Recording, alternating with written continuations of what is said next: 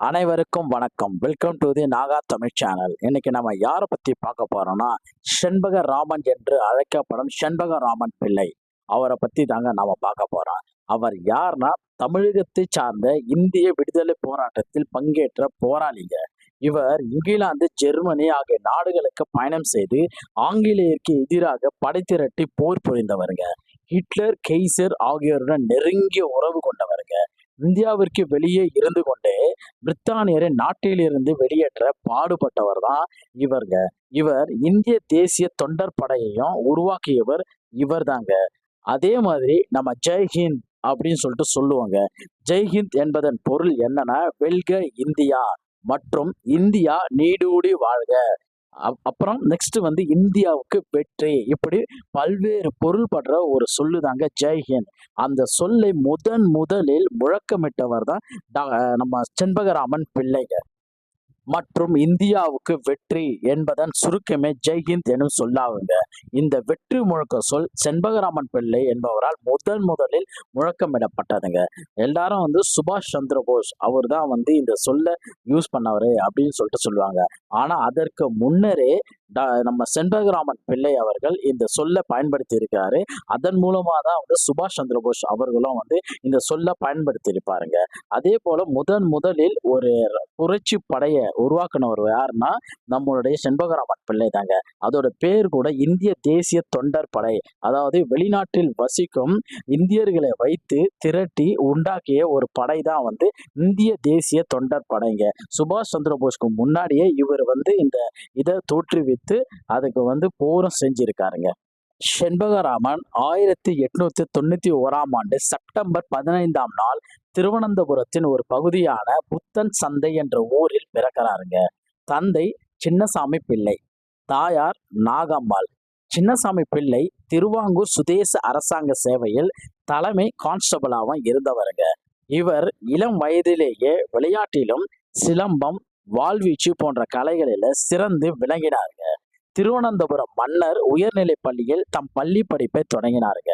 பின்னர் ஐரோப்பா சென்ற செண்பகராமன் முதலில் இத்தாலியிலும் பின்னர் சுவிட்சர்லாந்து பல்கலைக்கழகத்திலும் பயின்று பல பட்டங்களை பெற்றாருங்க.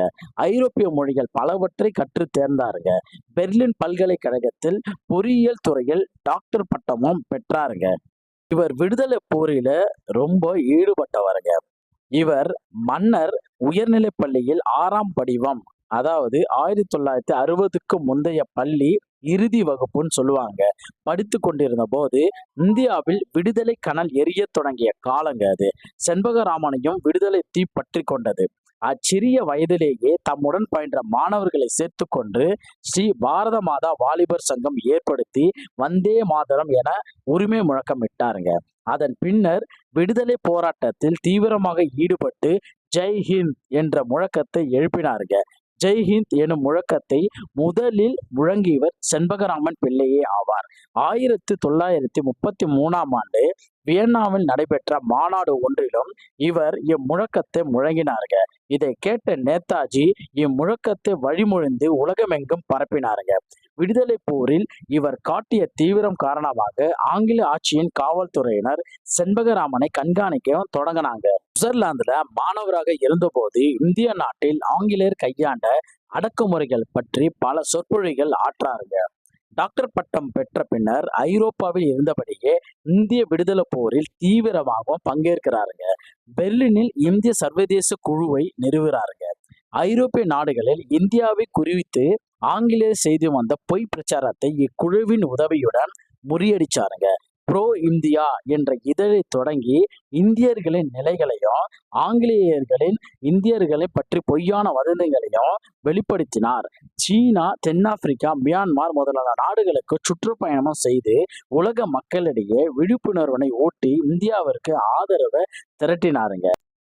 இந்தியாவில் ஆங்கிலேயர் ஆட்சியினை எதிர்த்து காபூலின் ராஜா மகேந்திர பிரதாப் அவர்களை அதிபராகவும் மௌலானா பர்கத் அவர்களை பிரதம மந்திரியாகவும் கொண்டு இந்தியர்கள் தங்களே நடத்துகின்ற போட்டி அரசை 1915 ஆப்கானிஸ்தானில் நிறுவினர். இவ்வரசின் வெளிவிவகாரத்துறை அமைச்சராக செண்பகராமன் பிள்ளை பணியாற்றினாருங்க.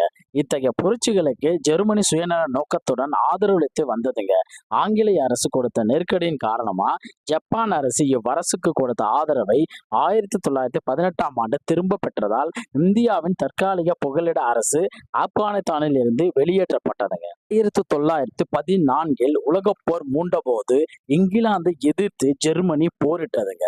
இங்கிலாந்தின் கடற்படையை கலங்க வைத்த ஜெர்மானியர்கள் நீர்மூழ்கிய கப்பலையும் பயன்படுத்தினாங்க. எம்டன் என்ற பெயர் கொண்ட நீர்மூழ்கிய கப்பல் ஒன்றில் செண்பகராமன் உதவி பொறியாளராகவும் பணியாற்றினாருங்க. வங்காள விரிகுடாவுக்கு வந்த ஹிட்லரின் ஜெர்மானிய கடற்படையின் நாசகாரி கப்பலான எம்டன் ஆங்கில அரசுக்கு சொந்தமான 2 பெரிய எண்ணெய் கிடங்குகளின் மீது சென்னை துறைமுகத்தின் மீதும் புனித ஜார்ஜ் கோட்டை, அதாவது தற்பொழுது தமிழ்நாடு அரசு செயலகமாகவும் இப்பொழுது பாவேந்தர் செம்மொழி ஆய்வு நூலகமாகவும் செயல்பட்டு வருதுங்க. திருகோணமலை துறைமுகத்தின் மீது இக்கப்பல் பீரங்கி தாக்குதல் நடத்தியதுங்க. இதனால் சென்னை கோட்டை உயர்நீதிமன்றத்தின் வெளிப்புற சுவரின் ஒரு பகுதி அடியோடு பெயர்ந்து விழுந்ததுங்க. கோட்டையை நோக்கி வீசப்பட்ட குண்டு வெடிக்காமல் மண்ணில் புதைந்ததுங்க. அதன் வீரியம் குறைக்கப்பட்டு எழும்பூர் அரசு அருங்காட்சியகத்தில் காட்சி பொருளாக வைக்கப்பட்டதுங்க. இதனை இன்றும் அங்கு காணலாங்க. முதல் உலகப் போருக்கு பின் ஜெர்மனியில் நாசி கட்சி தலைமையில ஹிட்லர் உருவாகி வளர்ந்து விட்டாருங்க. ஹிட்லர் ஜெர்மனியின் சர்வாதிகாரியா ஆயிட்டாருங்க. ஒரு சமயம் செண்பகராமன் ஹிட்லருடன் உரையாடி கொண்டிருந்த பொழுது இந்தியர்கள் பிரித்தானியருக்கு அடிமையாக இருக்கவே தகுந்தவர்கள், இந்தியாவுக்கு விடுதலை கிடைத்தால் நாட்டின் ஆளும் திறமை இந்தியர்களுக்கு இருக்கிறதா என்பது சந்தேகம் என்று இந்தியர்களை தரம் தாழ்த்தி கூறுறாருங்க. இத கேட்ட செண்பகராமன் பிள்ளை கொதித்தெழுந்தாருங்க. ஹிட்லருக்கு எதிராக திறமையாக வாதாடி எழுத்து மூலம் ஹிட்லரை மன்னிப்பும் கேட்க வைத்தாருங்க. தலைவரை வாதாடி வென்ற செண்பகராமன் நாசியர் வெறுத்தனருங்க. எனவே அவர் கலந்து கொண்ட அரசாங்க விருந்தில் பரிமாற்ற உணவுல நஞ்சையும் கலந்துட்டாங்க. அந்த நஞ்சு நாளடைவில் மெல்ல மெல்ல செண்பகராமனை நோயாளாக்கி படுக்கையா வீழ்த்திடுதுங்க. தீவிர சிகிச்சைக்கு பின் சிறிது நாளில் நலம் பெற்ற செண்பகராமனை நாசிகள் மீண்டும் தாக்கி படுகாயப்படுத்தினார்களுங்க. அதுவே அவரை மரணப்படுக்கையில் வீழ்த்த காரணமாக அமைஞ்சதுங்க. 1934ஆம் ஆண்டு மே மாதம் 26ஆம் நாள் செண்பகராமனின் உயிர் பிரிந்ததுங்க. அதே போல செண்பகராமன் உயிர் பிரியும்பும் நான் இறந்த பிறகு என் சாம்பலை இந்தியாவிற்கு எடுத்து செல்ல வேண்டும்.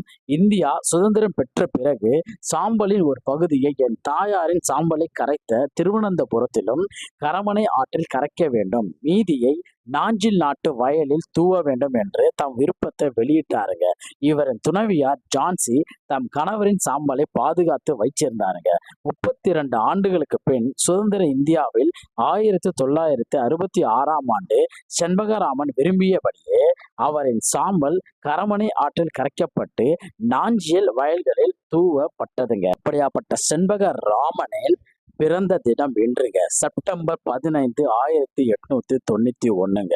இவரோட பிறந்த நாளை அவரோட நினைவு கூர்ந்து இவருடைய பேரு புகழ் இதை அனைவருக்கும் தெரியும்படி, அதுவும் ஒரு தமிழர் முதலில் இந்திய தேசிய தொண்டர் படையை உருவாக்கியவர், ஹிட்லரையே மண்டி வைத்த ஒரு பெரிய மாவீரனின் உண்மையான ஒரு கதைங்க.